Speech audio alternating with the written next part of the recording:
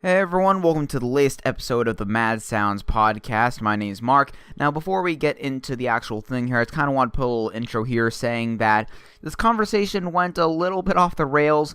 It turned into a train wreck, you could say. I'll get into that in a few seconds. We end up splitting it into two different parts, this conversation between me and my co-host Johnny.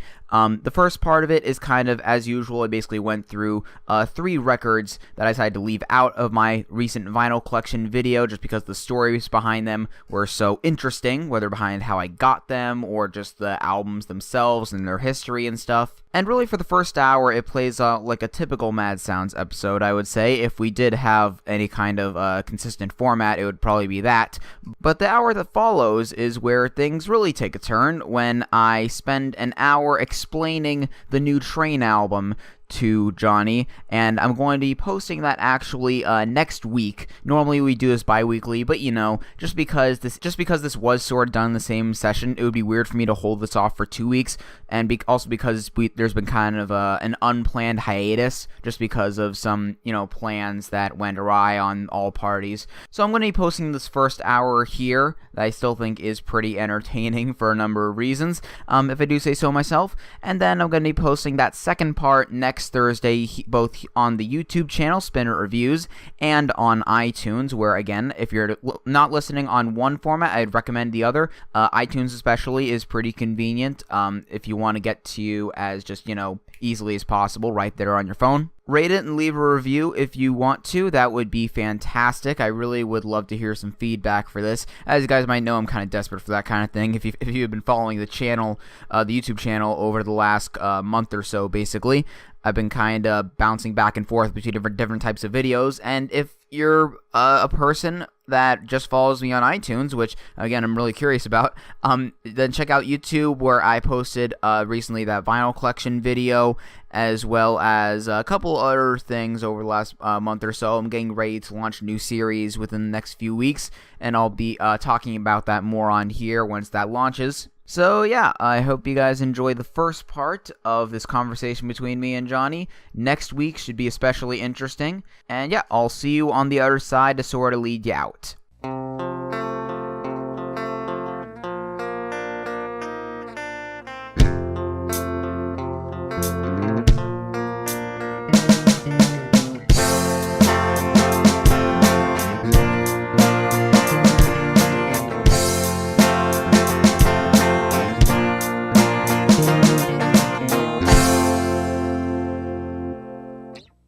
Hey everyone, welcome to Mad Sounds, the bi-weekly podcast. We talk about music and other whatevers. Listen to us on YouTube, listen to us on iTunes. Both are really cool and stuff. I'm Mark. I'm Johnny. I gotta tell you, we're going to be at Grandma's Spaghetti Shack on the 15th of July, 2047. We're gonna do Mad Sounds episode 500, and it's gonna be hot, fresh spaghetti for everyone that shows up. I want you to explain about 80% of the words in that sentence. We're going to be going to a spaghetti shack in the year 2047, where we will do episode 500 of Mad Sounds. It's going to be a live podcast, and anybody that comes gets a free plate of hot, fresh spaghetti. I see. So you have so little faith in my scheduling abilities that it'll take all that time for us to reach 500. I see. Well, there's going to be a break where you're going on tour, Mark. Like, I'm factoring in your success as a musician into this. Okay, you've redeemed yourself. See? Although we could take Mad Sounds on tour, do a little one tour, do a little 1-2 tour 5. I mean, look, if Comedy Bang Bang can fill up 500 cap venues across the country, why can't we? Exactly. I mean, look, we've made sure to keep this lineup pretty consistent. We've got our role models. I like a $42 bill. Just like everybody. What is this? Welcome to the Mad Sounds podcast, where we talk about music and all music happenings. Hell yeah. So the first thing I wanted to start off with here, so I'm honestly not sure whether this video I'm referring to is going to come out before or after. I just recorded it yesterday at the time of recording this, and I'm probably going to be editing basically both these videos at the same time, or that video alongside this. who understand these timelines anymore? But I'm referring to this big vinyl update that I'm working on. That was basically all this crate digging I did over the course of March and like everything I came across then. And in it, I talk about a bunch of different records. It'll probably be split between a few different videos that are like sorted by the record stores I was going to and all that. I'll maybe link in the description if this comes out after that, or vice versa or whatever. But in this little segment, I want to shine a spotlight on 3 releases that I didn't get to there, just because I wanted to talk about them with someone else. Okay. Because they have some stories behind them. Oh, they have stories. Hashtag story time. Yeah, story time. The record store clerk became my Uber driver and kidnapped me. And then he took me to the woods and we had a campfire, and then I told him, please take me home. I'm really cold. It's nighttime and it gets cold. And he was like, but I gotta show you this brand new record by the Beatles. It's called We Don't Make Music Anymore.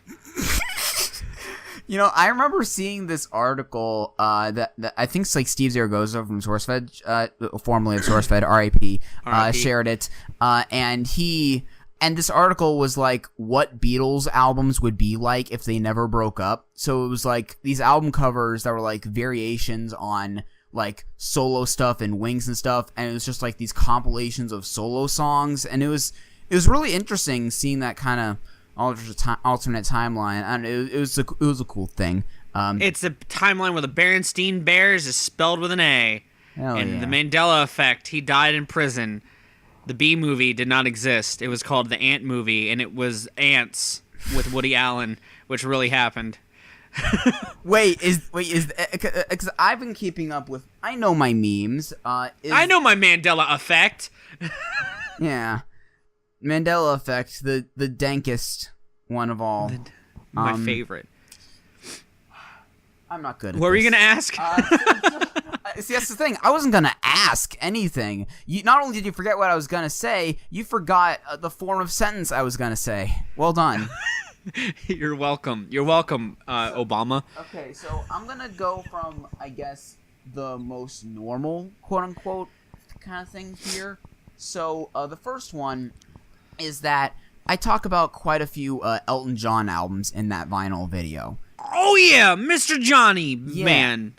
So it's funny, like I never really grew up on Elton John in like my formative years and all that. I was kind of more of a Billy Joel guy, but over the time I've been going more and more in record stores and picking out records from the 70s and 80s and stuff. I've just been getting more and more into Elton John stuff.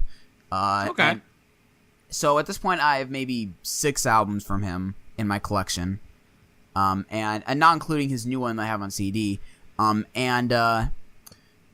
This one here is because like the other albums I talked about, they're the albums that have a couple of classics on them each. Like one of them has Rocket Man on it, one of them has The Bitch Is Back on it. Okay. Those ones that you hear every 5 minutes on the stations. Yeah. But when you're at a bingo hall with grandma. Yeah, basically. Well, more like with your parents, or like I don't know, depending on your age group. Bingo hall with grandma. Yeah, because I'm thinking like my grandparents were like in their 40s in the 70s, so it's like that would have been. It's too contemporary for them. That's not their formative years. Yeah.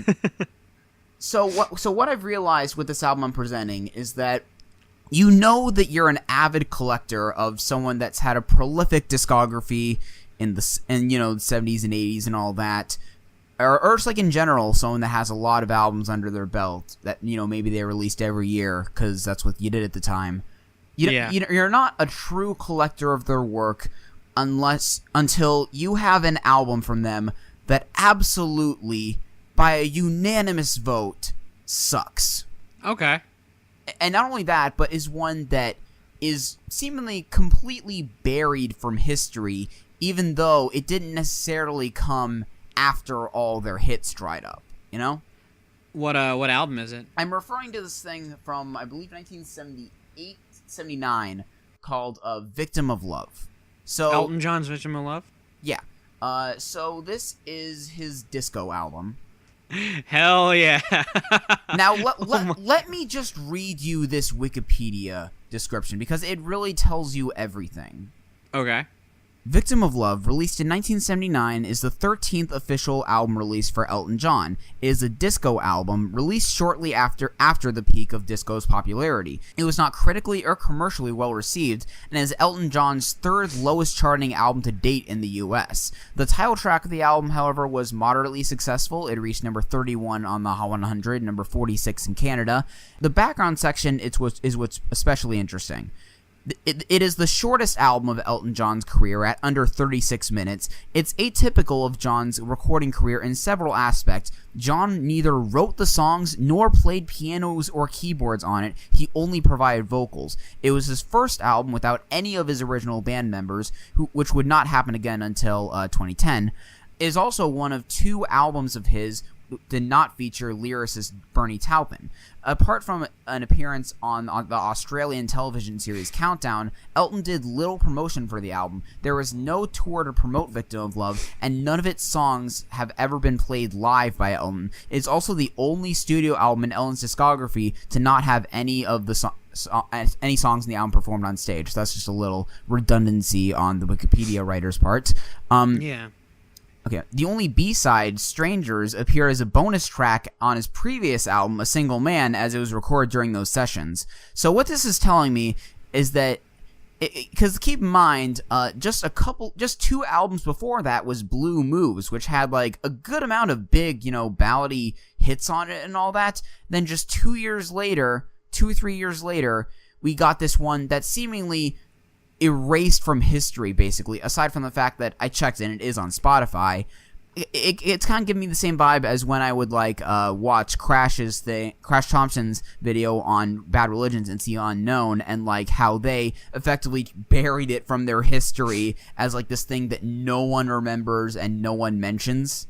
I feel like this is like the equivalent of that for him, and it's just fascinating because that's before getting into the album itself, which, yes, is about as good as you would expect with that information surrounding it. So, like I said, this album is pretty short at 35 minutes, and it's 7 tracks. But here's the thing. 8 of those minutes are taken up by a cover of Johnny B. Goode. Yeah, I'm looking at the track listing. I brought it up on Rate Your Music, which, by the way, it's sitting at an average of 1.7 out of 5 on Rate Your Music right now, which is incredibly low, like by any album standards. None of my friends have rated it, which is shocking. And this is horrendous. Yeah. Again, I want to stress this starts with an 8-minute disco cover of Johnny B. Goode. That's horrible. And you got the horrible coincidence around that is that I end up listening to this album like a day or 2 after Chuck Berry died. So I was wondering as I was listening to, so I saw like, a Johnny B. Goode cover. This should be interesting. And then I like, okay, this might be a nice way for me to commemorate Elton John in my house, and commemorate Chuck Berry in my house here. And then I played it, and I was like, wow, I think I'm actually insulting Chuck Berry by having these sound waves be playing right now. Right at this moment. Because I also love how he's trying to like half the tempo by making the kind of the chorus kind of syncopate with like a disco beat, and it doesn't work at all. I also love how the album cover looks like a meme. Oh yeah, it's formatted like an Imgur meme. Oh yeah, that's not even getting into the packaging. So obviously, I can only show you this through Skype, through the video chat and all that, but you can always look up the packaging if you want, guys. So this is the album cover here. It's this picture of Elton in these sunglasses. He just kind of showed up to it doesn't even look, we don't necessarily know if there was a photo shoot for this. He was just photographed wearing sunglasses and they just went with it. But here's the kicker. This is the back cover.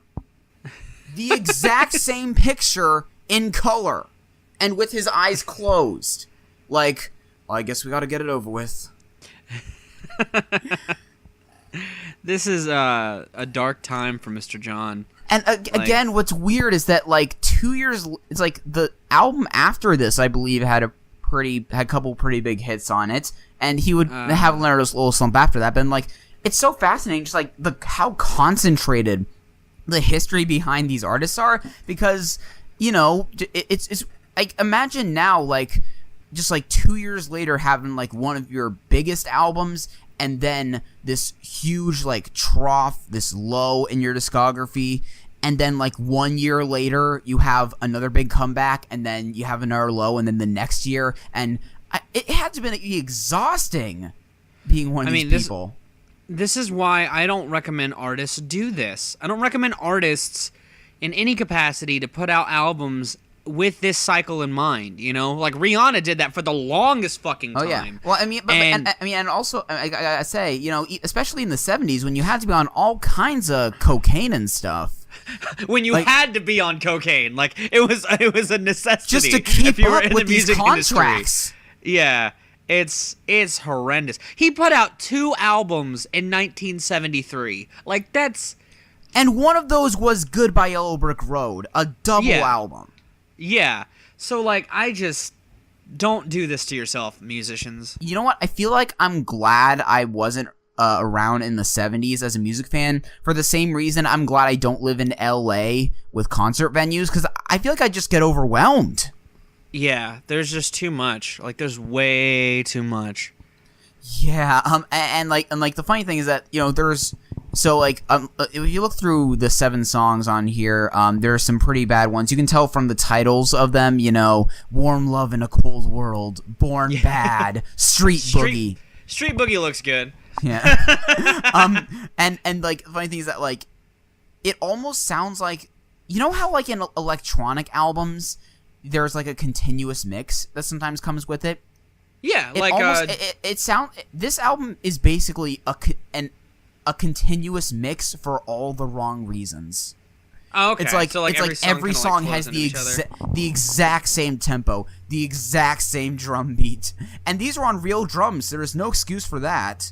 Yeah, no, you could throw some variation in there, man. That was my issue with Green Day's Uno. Like it had some faulty problems of that because some of the songs were just a little too repetitive. Well, I mean, this album did not have a Let Yourself Go. I'll tell you that.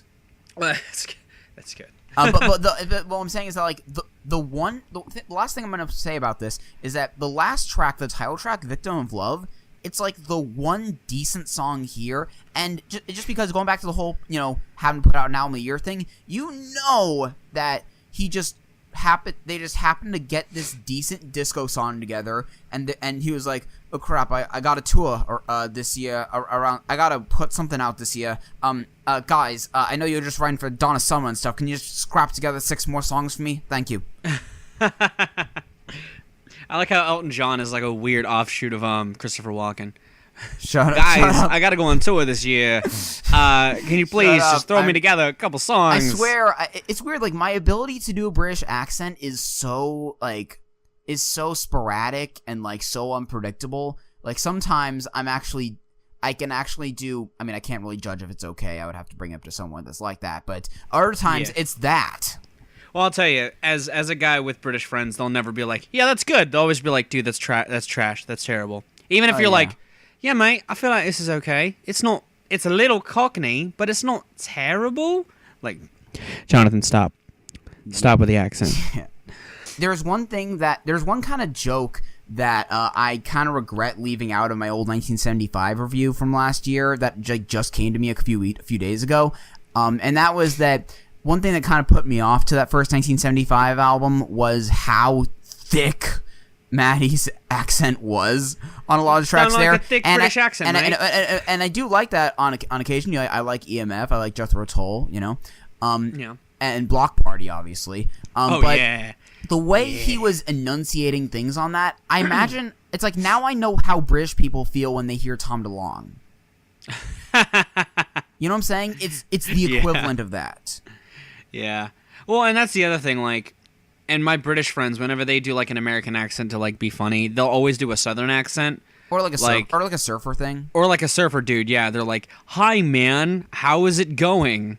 Yeah, I'm an American. And everyone sounds like a pop and they all sound like pop punk singers. Yeah, exactly. They're it's interesting because like accents are all about like mouth and tongue placement, like how your mouth is open, and I never see them do it, but I want to watch them like move their mouth to make words how we do. So it's crazy to me. I love accents, dude. Yeah. Mate. So this Elton John album was not good. It's not good. Funny thing is that this is like the most normal thing here, and I guess it's just because it's from an artist you know. Yeah.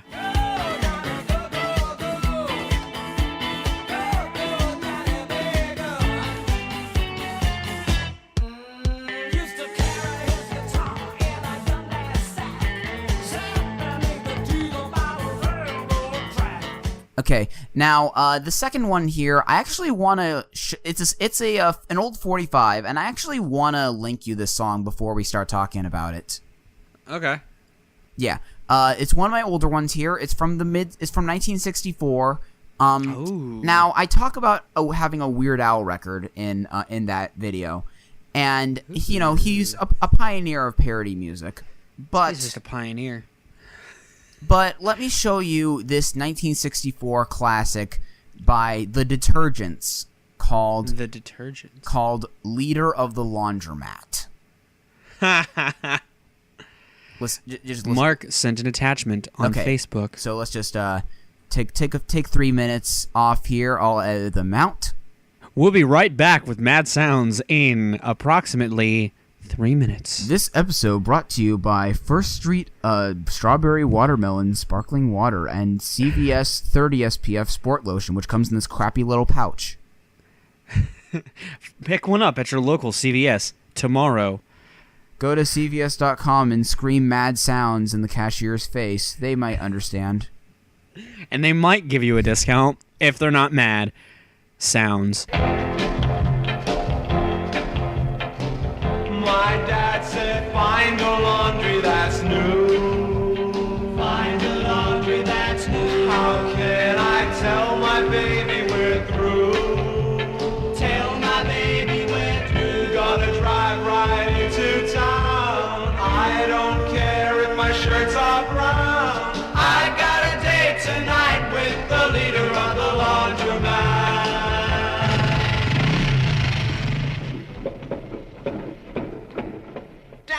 But so thoughts? That was good. That was some good old novelty rock. Circa like It was I'm thinking like 1964.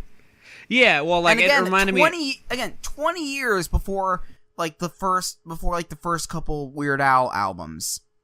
Oh yeah. And because the thing is how I came across this is that I was at a record store in Costa Mesa, which I'll be getting into more in that video, with a friend, and I was looking through like the 60s like psychedelic garage kind of section, in 45s, because I feel like I don't really have enough of that. And I came across just the name of the band, The Detergents. And that just immediately stuck out to me. It didn't click with me at first that it was a parody of anything. So until I researched it later on when I got home on the Wikipedia page. It's like, oh, this is a parody of that Leader of the Pack song from the Shangri-Las from that time. Okay. Like, I didn't even think song parodies were a thing then. Well, I mean, they were like they were novelty. Like this is like they're a band called the Detergents, and the song is called "Leader of the Laundromat." Yeah, like that. And what's funny is that like I know, and I was wondering because I was thinking like why didn't they do anything else? Because like if you look on the B side of this, if you look on the B side of this record here, the B side's just this instrumental called Ulcers, which is like just a stock 50s 60s surfish kind of instrumental that goes on for 2 minutes. Yeah. So it's kind of funny to me that they didn't really do much of a follow-up, really. But and apparently, like, I believe that I forgot what band the main guy from this went on to do, but I think it was like a much bigger one. Hang on a second. Let me look. Is Brian Wilson? He made Pet Sounds, and he was a genius. And Brian Wilson was the singer of the Detergents. Hashtag FBI conspiracy. Okay, so Ron Dante, he would go on to be He would go on to be the lead singer of the Archies. Oh, okay. Okay. Okay, so I mean, I guess it's not too much more, but yeah, I get it. Gotta start somewhere. By singing about laundromats. That piano bit, man. Who's that on the piano? I don't know. Yeah, and the thing is that, like, it made sense the first time that it was done, like, you know, because the song hadn't started yet. But it's like, you guys were just singing for 3 minutes, and you're still wondering, like, where instruments are coming from? Mark, they don't know who was on the piano, so they gotta ask, and they still don't know. The mystery will never be solved unless we get, you know, Brian Wilson on the case. But yeah, I strongly recommend you guys listen because it wasn't something that you would think would be a thing then, but It'll be linked in the description down below. Get that upload of that song to 500,000 likes, or I'll eat my shorts, circa Bart Simpson 1995. I'll dye all my shorts brown, and then date a girl and make sure she reenacts everything that happens in that song. I was doing like a =3 transition circa 2009, by the way. Wow, timely reference there. Oh, friend. yeah. That's who all the commentary channels are making fun of in 2017. Ray William Johnson. You're not wrong. Yes, you are. Actually, yes, you are. Quite, in fact.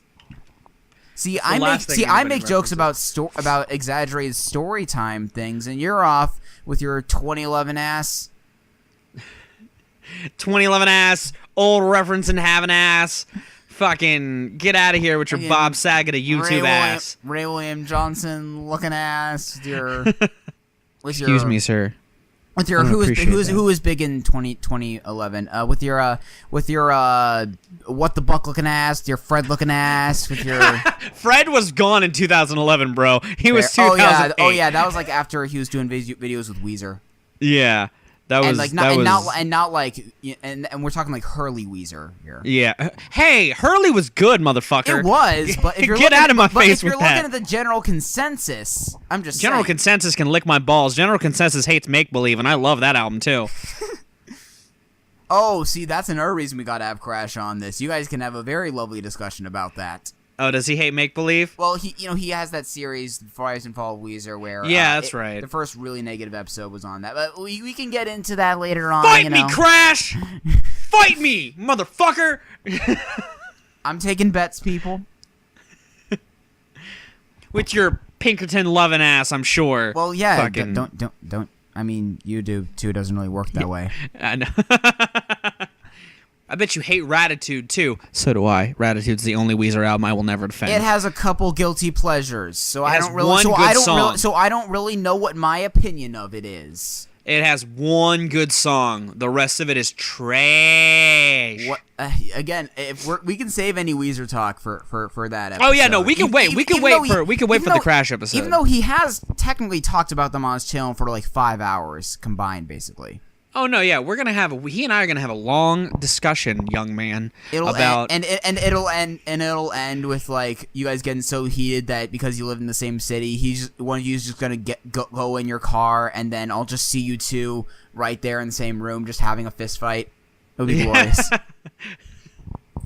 We're gonna go to the Discovery Zone, circa 1994, and we're gonna beat each other up. We have another record here that I want to get to. Okay. And again, with those other two in mind, this one has the weirdest story behind it. Okay. Particularly behind how I got it. So, I found it on my doorstep. I mean, it's not too far off. Oh God. I mean, it's definitely like the least conventional way I've ever gotten a record. Okay. So, for background, part of my job right now is delivering bagels. To various businesses and offices and stuff. Deliver bagels. Like a good little Jewish boy. As you do. Oh yeah, I mean, I got a little Jewish blood from my dad, so you know. Got a little Jew blood from a papa. Papa blood. Why do you sound like you're from like a Leave It to Beaver episode? Papa blood. I don't know. What's the album? So I was doing a delivery about a month ago. To this one place, and it seems like a pretty usual thing. So I walked in there, and it seems like it's like the printing area for like books and stuff like that. And the bagels were for this for like this release party for the guy that wrote the books and stuff. And again, I'm just going by how general it was from the vibes that I was getting going in. Yeah. So I was setting up the bagels there, and after I was done, I realized I needed my delivery slip back, to give back to the place. So, and because I handed it to the person as I was walking in, and I realized I needed it back. So I asked if I could get it back. They went off to go find it, and to kill time, I was doing a little small talk in the room that I was setting up in, and I was talking with another person there, and I noticed in the corner of the room was a turntable, and naturally I was in the middle of this kind of old vinyl bender. So I was like, oh, hey, I gotta say, more office parties need vinyl on the system. So what are you guys playing? What are you guys spinning today? The lady there just said, come here, kind of directed me into the next room and handed me this record. So basically, this is E.H. Bronner, Dr. Bronner. He apparently was mostly known for making soaps.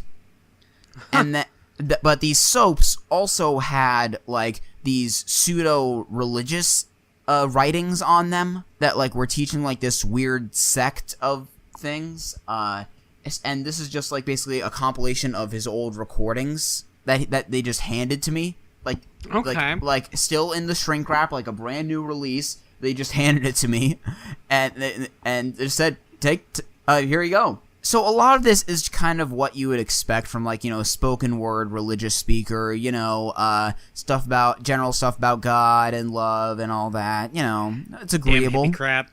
It's that too, kind of. But then you get some weirder stuff coming in. Like, again, this is our visual thing for the podcast. Let me show you the gatefold here. Open the pearly gates. Oh, what the fuck? So to describe what I'm looking at, dude's wearing some dope-ass sunglasses. I own those sunglasses. And he's got some fucking Sgt. Pepper-looking ass backdrop behind him with, like, is that Celine Dion? Got a one dog. Got a Elton John, Aretha Franklin, maybe? There's a lady with her hands up. The hell am I looking at, Mark? He's holding soap, bunch of soap, and he's shirtless, I just realized. He's guy like in his 50s maybe at the time. Shirtless man in his 50s. It's like, I don't want to say I'm getting culty vibes, but it's not really soap, Mark. It's the fruit punch. I might as well just read the back here. Yeah. This little description. Original recordings of Dr. Emanuel Bronner, visionary soap maker, grandfather, founder of Dr. Bronner's Magic Soaps. Lost his family to the Holocaust, but never stopped believing in love. We must unite the human race in all one God faith, or perish by half-true hate. For whatever unites us is greater than whatever divides us. Used the labels on his soaps to spread his messages of peace and unity, what he called the moral ABC. And I just gotta point out, this thing, the moral ABC, he basically says what they are on the first on the first two tracks. It's basically like his weird version of the 10 Commandments, essentially. Not directly, but there's 10 of them, and there are policies, so you make that connection. Took some notes from Jesus. It's okay. And most of the rest of the tracks here are essentially promos for the moral ABC. Drink the punch 4 times a day. And then when you reach the 5th level of tranquility, you will drink the eternal punch and be reunited with the God form. That is my dead son. You're not too far off. I bet. Let me keep going here. I know how to run a cult. Just as children can't be learned to read without the ABCs, he believed we can't be fully human without knowing the moral ABCs. Borrowed from Rudyard Kipling, Thomas Paine, Buckminster Fuller, Confucius, all religions. Wait, what? Buckminster Fuller? What? I don't know who that is. He's a guy who one of my favorite rock bands wrote an album about. What band? Triplets Pony Club? Oh. I don't know any of those names I just mentioned aside from Confucius. So. What were the other names? Rudyard Kipling, Thomas Paine. I don't know. I know Buckminster Fuller and Confucius. Okay. And then there's also all religions: Muhammad, Jesus, Hillel, Abraham, Moses, Buddha. To perfect his message, worked day and night, first on paper, then tape recorder when he lost his sight, went blind in the 60s from shock treatments received while locked up in an asylum for his impassioned street corner sermons, used words and prophets and final breath on Spaceship Earth to make a better world, then passed his beautiful vision on his children and grandchildren and all who would listen. And then this is in bold. Work hard, get done, then teach friend and enemy how to work, love, unite, all mankind free. For on God's spaceship Earth, with bomb and gun, we all one or none. All one, all one, all one. All right. This guy loves himself some fruit punch. This guy's crazy. Yeah. I mean, I'm not going to try and belittle this dead guy, but I mean... He's a little crazy. The dude's got his catch. I mean, the thing is that, like, not all of it is necessarily something I oppose to. Like, there's some general principles that are taught here, but it's just so oddly presented. Like, it comes back to these catchphrases, like Spaceship Earth, all one, and like all like -1. Like, it's this one kind of term. Yeah.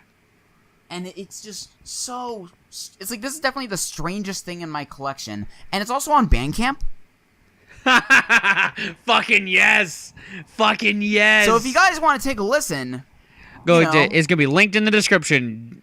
I'm not saying anything about quality one way or the other. I'm just gonna say, if you want to listen to it, feel free. Take a flight on the Spaceship Earth with H.R. Brenner, Puff and Stuff, E. and Bronner. Thank you very much, you Mr. blasphemer. Puff and Stuff. This is what I'm here for. I'm here to be blasphemous. Oh yeah. Spit in the mouth of God. Whatever. No, I'm just. let's change. We're topics. edgy. I'm #edgelord. Come at me, non-suicide squad. Whatever. What are we, some kind of soap squad? What are we, some kind of drink the punch? But also, fun fact: I was talking to my mom about this. Was she like, son? we need to find this family. It's like she was like, right when I mentioned that he made soaps, it all connected in her brain. Like, wait a minute, I've been using Dr. Bronner's soap for years. Your mom is a member. No, you're a member by birth. But like, she didn't even bother like Judaism. reading. But like, she didn't even bother reading the labels or anything. She just saw like, okay, there's a bunch of weird gobbledygook on there. Whatever. it's just like this. It's just like this natural, organic kind of healthily made soap. So like, she's just been getting it for a while, and I just happened to run into the epicenter of it all, delivering bagels. Here's the twist. He is actually Tyler Durden. He makes soaps. And I know that's a reference. He preaches a message. Yeah, I made a reference. That was a you go with that film reference. I believe in you. Circa 1999. Hell yeah. You know what? Okay, so that's really all I had to say about this stuff. One thing that I did want to run by you, is that I did a Q&A not too long ago, and what I've been doing lately because of this podcast is I've been putting a lot of them in the Q&A video, and the more open-ended questions are the ones that I feel like would be more fun to do as a discussion in the episode, in like a podcast episode, maybe devote like a brief segment to it, see where it branches off into. So the one that I saved for when we do one is that Alun Lapis. I'm sorry I butchered that. Alun Lapis. Lauren Lapkus. Stanley Lipkiss. Litmus test. The limitless test is the heart pacer test, where you make a pacer heart and you run a Limitless, the acclaimed movie that's now a TV series. Tuesdays on network. NBC. Yeah, that. What's the question? Do you have any favorite soundtracks for movies, TV shows, etc.? Oh yeah. Because the thing is that you're much more of the movie guy compared to me. I'm the movie guy. Yeah, I got some. Well, like I'll see movies because of who did the soundtrack sometimes. Really? Like, that's why I saw The Social Network, because Trent Reznor is my god. That's also why I saw It Follows, that 2014 horror movie, because Disasterpiece did the soundtrack, and he is my new god. Okay, so he didn't become your god through that movie. No, he became my god through the video game Fez, because I'm a big fan of video game soundtracks. And my question to you is, do you prefer when artists or when directors and filmmakers, when they have somebody come in and do the score, or do you prefer what something like Tarantino does where he makes like a compilation soundtrack? I mean, it depends on what fits the movie more, honestly, because on one side of things, you got, I mean, just case in point for the compilation thing, like, on one side of things, like, I own a cassette of Awesome Mix Volume 1 from Guardians of the Galaxy, because they put that out on Record Store Day one year, on that year. And that's like an iconic playlist, basically. Like, it basically launched all those songs back into relevance. Oh yeah, well, and like that's when I reviewed Guardians of the Galaxy on Rate Your Music, I talked about that a little bit. Like the soundtrack for that film is it's a character. Well, it is, and it enhances the mindset behind the film, because the film itself is very classic space opera, circa like Flash Gordon and Star Wars. But in a different light, it's more akin to like old Battlestar Galactica and Flash Gordon because of its soundtrack, and its soundtrack is very of that area. It's that 70s sort of rock, sort of like fun shit, and it enhances that because like if you're a fan of that shit, like if you're a fan of old sci-fi like me, you love the soundtrack even more for that, because it's like, oh, it's like a throwback on a throwback. It's a good nostalgia. Oh, and so that's what I'm saying. Like, you got that, and on the flip side, you got Suicide Squad,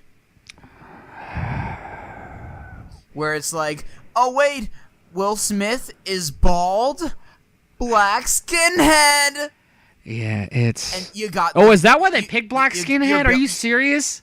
Yeah, it's like you got the backstory of the villains being built. Sympathy for the devil. You know, it's just.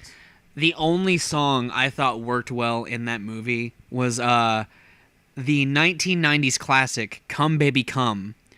When I remember that. That's the scene where Harley is in the elevator and she's beating up the Power Rangers putty circa 1992 with a baseball bat. I don't understand half those words. It's the scene where Harley, she's in the elevator when she's riding up, whenever they first get in the building, and Harley's like, it's in the trailer, she's like, I'm in the elevator, I'm going up. There's a song that plays. I'm so quirky. Where they play K7's Come Baby Come, which I'll link you. Yeah, you know what? I don't know that song, so maybe I'd recognize it if I heard it. But let me bring it up real quick. But I mean, I get the idea. Yeah, that was the best. That was the best. You know what I mean? Like, is like just like the cherry picking of like get the most on the nose thing that like every 2-year-old would understand. It's like there's no like I don't know. It's just it just came off really tacky, like everything in Suicide Squad. You're not wrong. Well, like, and what's baffling to me is because they were obviously also trying to mimic Guardians of the Galaxy in that. Oh yeah. They were trying to get like this DC's acclaimed, desperate like, to get on that train. Oh yeah, but I mean, it's not just because it's a ragtag team of guys, but I mean the soundtrack, even the kind of the tone. Like, I wanted to like that movie so much, but and the soundtrack did not help it. Like the fact that.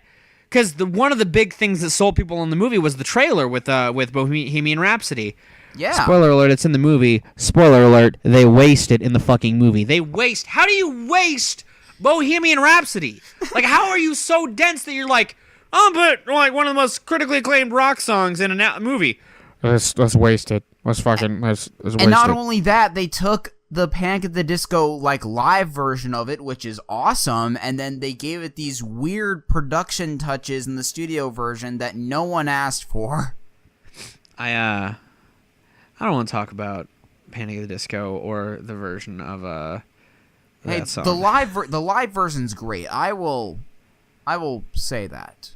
Okay, you can say that. It's okay. But anyway, soundtracks. Some of my other favorite soundtracks in film, aside from, I mean, Reznor and Atticus. I mean, they were meant to make film scores together. Like, I've loved, even if I haven't seen the films, I love the soundtracks on their own merit. Like, Gone Girl is an amazing soundtrack. Aside from It Follows, which I like the soundtrack more than the film. I really love what Tarantino does. Like, his shit in Reservoir Dogs. Like, I love the soundtrack to Reservoir Dogs. Like, it is. So good. Classic stuff. Yes, and you know what? I think I may have mentioned this at some point on the channel. Maybe it was on a podcast episode, but it's relevant. One of my formative albums, maybe the album that got me into indie music in general when I was 8 years old, was the soundtrack to the SpongeBob movie. Yeah, that was a good soundtrack. And let me just run down this track list. So it starts with Avril Lavigne. Okay, bad start. It starts with, so it's got the Flaming Lips. You got Wilco. You got the Shins. You got Ween. You got Motorhead. You know? Well, yeah, and I mean, I'll be honest. Like those, I mean, I had a similar experience growing up. There's two soundtracks that come to mind with that, and they're both very different as far as tone, but they really helped shape my music taste. The Mortal Kombat soundtrack for the first movie, which, fight me, it is one of the best film soundtracks ever made. It's a lot of electro and industrial shit. But also the soundtrack to the Digimon movie from the year 2000. Isn't that the one with the rap? Yeah, dude, the Digi-rap is my shit! Digi before, like, every other word. Yeah! Fight me, Mark. That is the single most 2000 thing I have ever heard. But it also has Less Than Jake on it. That is the single most. I'm kidding. I actually kind of like less than Jake, but you left that wide open. It's got, well, here's what it's got on here. Aside from the Digimon songs, it's got All Star by Smash Mouth. Yeah, see, you know what? This leads into a joke that was actually in the Nostalgia Critics review of that, where he basically played 1990. He basically played like late 90s bingo with that was like a running joke, and like a lot of it was related to the songs that were on the soundtrack. Oh, actually, you know what? I gotta say one more thing about the SpongeBob soundtrack. Oh, you're good. Because what's something I thought was really cool as I was reading up on this. The album is an example of the crew of SpongeBob SquarePants' eclectic musical taste. When the Flaming Lips member Wayne Coyne suggested a duet with Justin Timberlake, series creator Steven Hillenburg responded with, "I don't want any of those sort of commercial weirdos on there. I don't like those commercial people. I like you guys and Wilco and Ween." The Flaming Lips performed SpongeBob and Patrick confront the psychic ball of energy on Late Night with Conan O'Brien, and that was one of the performances where Wayne had the giant bubble, the Zorb. Yeah. And we were talking about Flaming Lips not too long ago, and you know, if we're getting to what I've been listening to lately, spoiler alert, I am not really that big into their new album, but yeah. It's okay. It's not that good, so it's okay. Yeah, I'm disappointed. He seems cool, but you know, yeah. Anyway, you know, as I said, with all the big hip indie bands in there, my shit on here is still Under My Rock by Patrick. Okay. All right. That's my jam. Well, and it's funny that you mentioned Goofy Gooba Rock too, obviously. It's funny that you mention the guys of SpongeBob having serious indie cred, because it's true. Like when SpongeBob first came out, there was back in 1999, they had a commercial that circulated, and I have it on a DVD of SpongeBob I have somewhere in my house. But do you know who they had doing the SpongeBob theme? No. The Violent Femmes. What? Yeah, it was a version of the SpongeBob theme done by the Violent Femmes, and it's amazing. I'm gonna look this up right now. It's amazing. It's good. No, wait, hang on. Stop. Like, I only know a few Violent Femmes songs, but I know what the Violent Femmes sound like. Yeah, they're a great fucking band. And I need to hear this. This is gonna beat the Avril Lavigne version by a mile. By the way, I'm wondering why they still had Avril Lavigne on there. I guess that was like an obligation. I don't know. I mean, I guess. I don't know.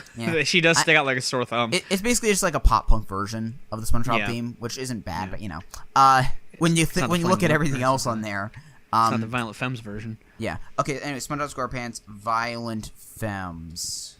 Let's see if I can find this on YouTube. It'll be on YouTube. I've put it on there. Oh, I got it. A few moments later. I'm so happy. I gotta say, they would kill Rip Pants, or like the Campfire song. Oh yeah. CAMPFIRESONG song.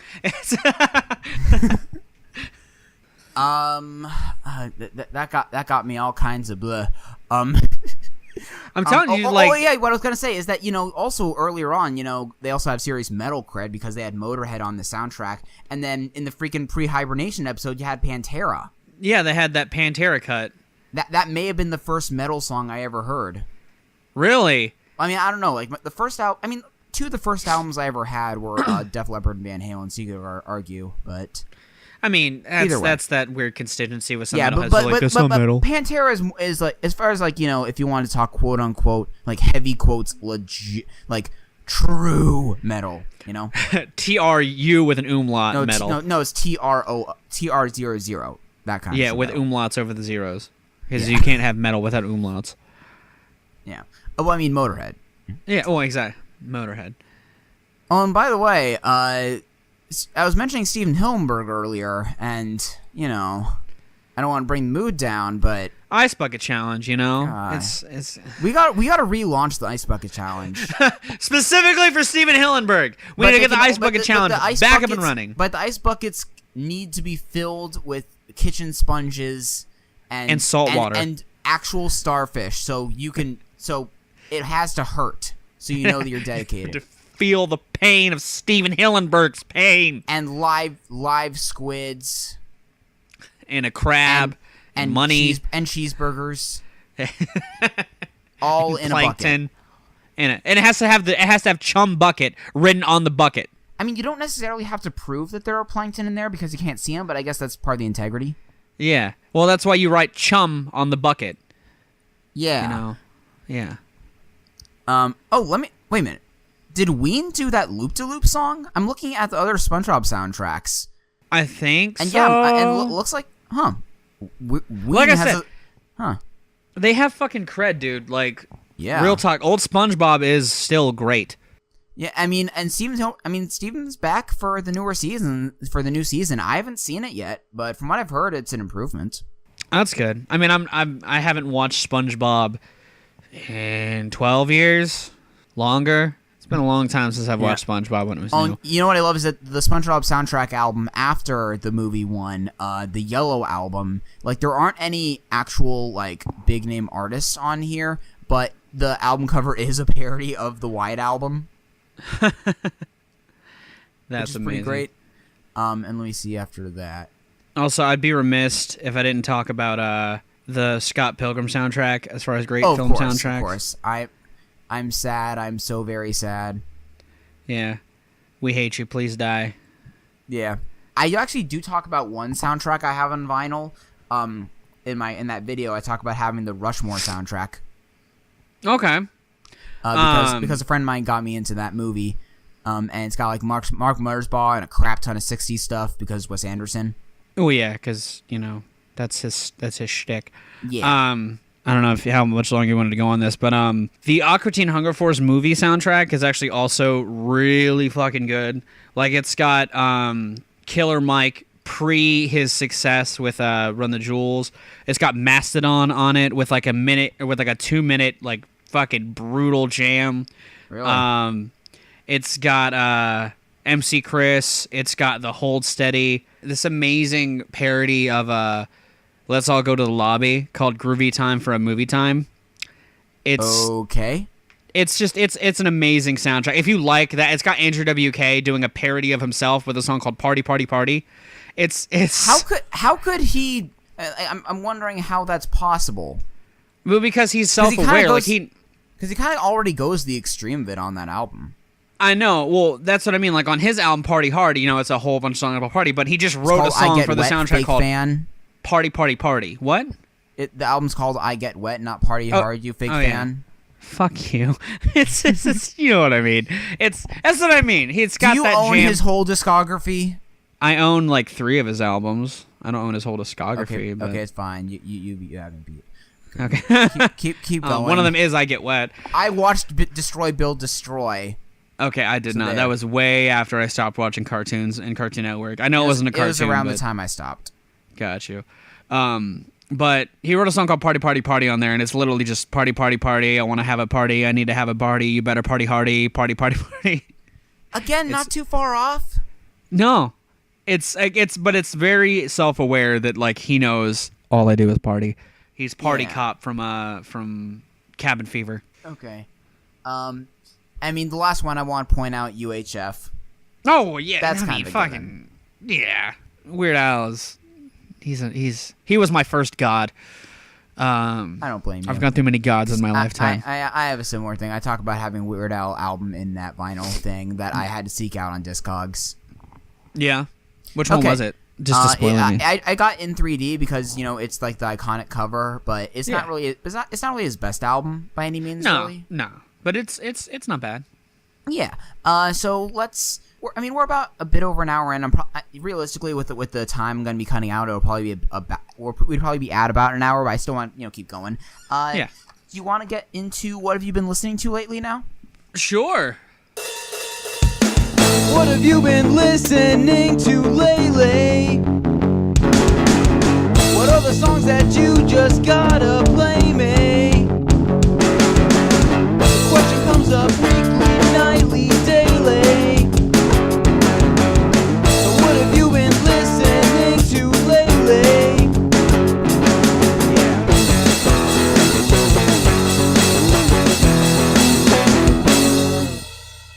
So let me start with you, Johnny, because it's been over a month since the last episode, so we're gonna have to pick and choose a little bit. What have you been listening to lately? So my question for you is: do you want me to do what I did last time and highlight some of the singles, or do you want me to talk about a couple of the albums that I've been diving into? Because I can do either. Give me right. Whatever's calling you the most. Well, I'm gonna avoid talking about the big elephant in the room, Mr. Lamar and his new songs. Oh yeah. Because I'm gonna be talking about those kind of extensively. Also, I should say, I haven't listened to the new Mastodon yet, so let's just stay away from that for now. We'll stay away from Mastodon. Have you checked out the new Gorillaz songs? That's something else I'm gonna talk about extensively. But I really feel like I should have by now, but I just haven't found the time. I just haven't given myself the time.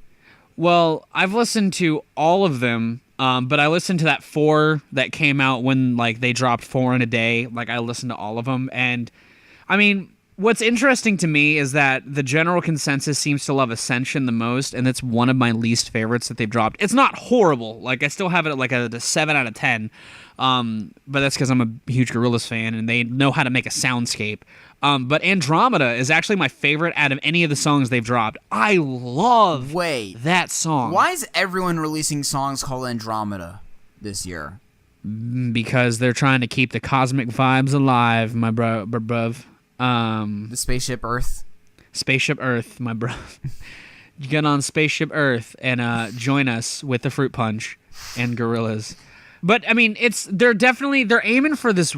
All the singles have this kind of spacey soundscape, but it's not if you listen to Hallelujah Money, they continue that sort of Demon Days tone with Plastic Beach instrumentation, which I was wanting, and I think sounds really interesting. Because I mean, Plastic Beach was this kind of, it was somewhat dreary, but more in the lyrics, whereas this tone-wise is just. It's weird, and it's going to be interesting to hear the album collectively, because I want to hear how all of these songs kind of flow into each other with the entire project in mind. But I'm still super stoked. This year is it's been really weird with music. My favorite albums of each month have been very different from each other. It's going to be good. I'm stoked for the new Gorillaz.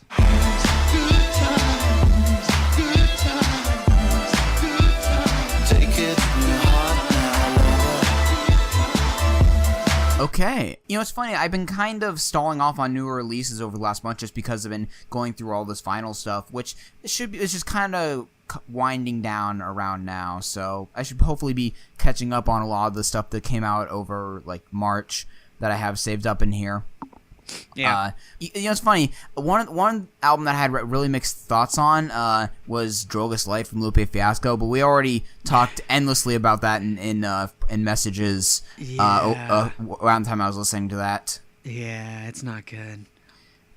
You could have made here's the thing. I decided to at least make it a 6.5 out of 10 because you could make, to me anyway, you could make a good 35-minute album out of it, but that's not how rappers do in 2017, They want to squeeze every bit of their creativity out and churn out something very underwhelming. Basically. That project is a mess. I mean, I'm hoping that, because what I'm gathering is just like scraps that he's purging out before the like actual Droga album comes out, but then he's releasing 2 other ones, and then that's gonna be his last albums, or he said he was retiring, but then these are, I don't understand this man. You know, Lupe Fiasco kind of lost his mind after he made the Cool. Oh yeah, I'm gonna be honest, like I've always wanted to like Lupe more than I do. I love his first 2 albums. His mixtapes that came out around those times aren't as good, but more often than not, he can be surprising, and that's both a good and a bad thing. Yeah. So that's the one cred I can give Lupe, is that he can at least be exciting to follow, because you don't know where he's gonna go next. He's sort of like he's sort of like the rap equivalent of Weezer in that regard.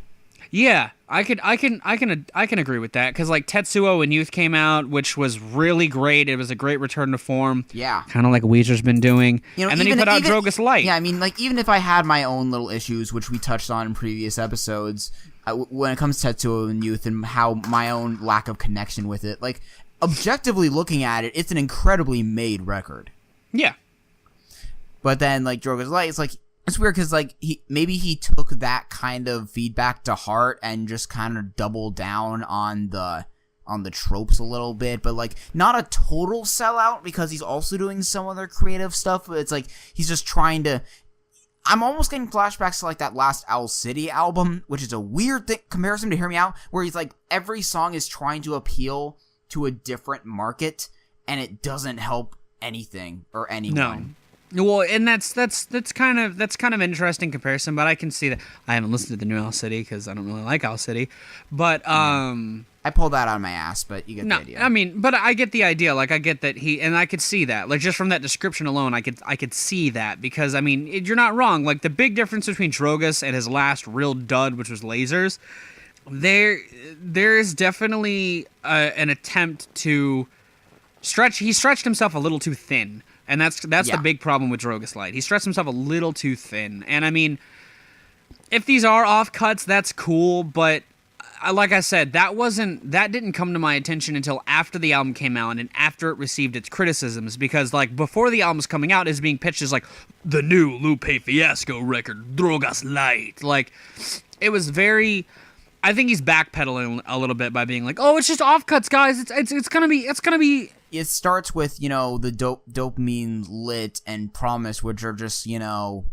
him falling into mumble rap, trying to establish, like, I don't want to recycle too much from the Going Off podcast review, because they nailed it pretty well. Yeah. NGL has that's like more of the conscious side, and then you got Jump, which is kind of more of that storytelling side, which I really enjoyed. Yeah. And then it just goes like, there's Kill, which is like this stripper song, which is actually, you know, I'm not really usually much of a strip club anthem kind of song kind of guy, but I actually did really like that one. Well, especially that twist it had at the end. Yeah, he turned it. He made a stripper song in quotes. It's more of a story song. Yeah, like he's telling a story that just happens to also involve a stripper and have that kind of atmosphere. Like he used the atmosphere of a strip club banger to tell a story, kind of like what Kendrick did on one of his new singles, but to similar avail. Like, yeah, and then it just ends with 4 tracks at the end that are like the best of his pop rap side, basically the last 4 tracks to me. And I just don't like those songs. So really? I mean, I like one of them. Even It's Not Design. That's the only one I thought was okay, but like it's the back half of that record, aside from the chorus of Pick Up the Phone, which I didn't like, it at least left an impression on me. It was just very forgettable. Like, and that was my problem with some of the like Jump. Like, I don't hate Jump, but if you were to ask me right now to talk about the song, I'd be like, it's that song that has Jump in the title. Like, he was very when he was trying to do the stuff that people like him for, he wasn't doing a good job at making it stick. You know what I mean? I get it. I just found like the story of it pretty entertaining about just like getting held hostage or kidnapped by like this thug that's like wanting to be a rapper and like making him ghostwrite for her, but then it's like gets into this weird territory where it's like they get abducted by aliens. That's when it kind of lost me. But it did have that really funny line in the second verse about like not that superstar stuff, but it's like give me something that'll. I don't know. I forgot what exactly it was called, but it's like it mentions Soundtrack, who produced that song, but at the same time, Soundtrack is the producer of this song. So I don't know. It's like little callbacks like that I thought were funny. But yeah, there is a lot to overlook in an album like this.